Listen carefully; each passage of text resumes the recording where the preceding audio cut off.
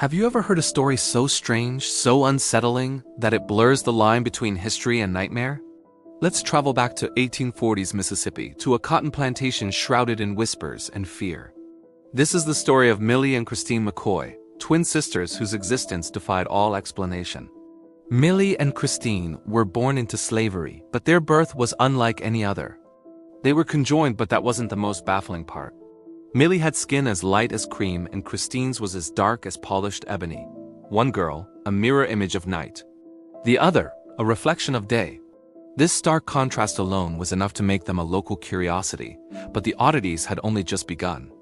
As they grew, their plantation owners and fellow enslaved people noticed something deeply unsettling. The girls moved with an eerie, unspoken synchronization.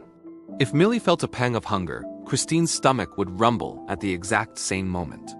If one felt a chill, goosebumps would prickle on the other's skin, even if she was warm. It was as if they shared a single nervous system, a single consciousness stretched between two bodies. Doctors and so-called men of science traveled from all over the South to examine them.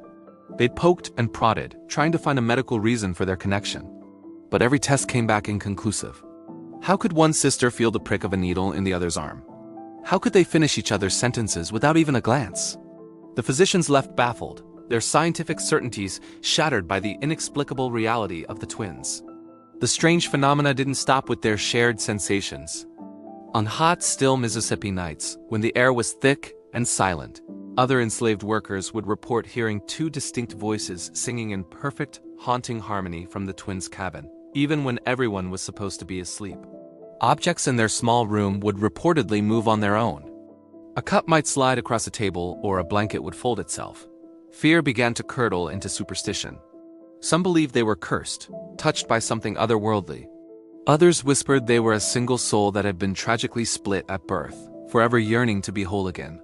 Their owner, seeing a grim opportunity, began exhibiting them as a human curiosity. They were paraded around the country, their story twisted into a spectacle of the bizarre.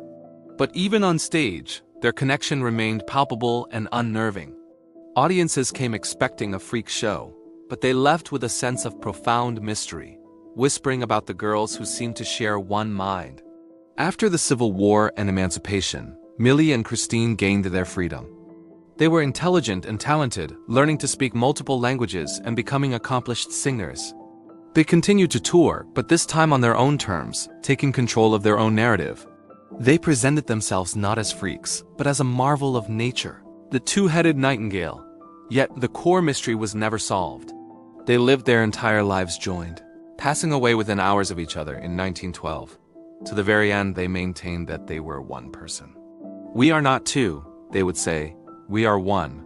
What was the truth behind Millie and Christine? Was it an undocumented medical phenomenon? A psychological connection so deep it manifested physically? Or was it something more?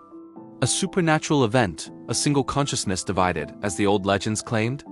History gives us the facts of their lives, but it offers no explanation for their secret. The story of the Mississippi twins remains one of America's most profound and haunting unsolved mysteries. A tale of two bodies and, perhaps, a single, extraordinary soul. What do you think? Let me know your theories in the comments below.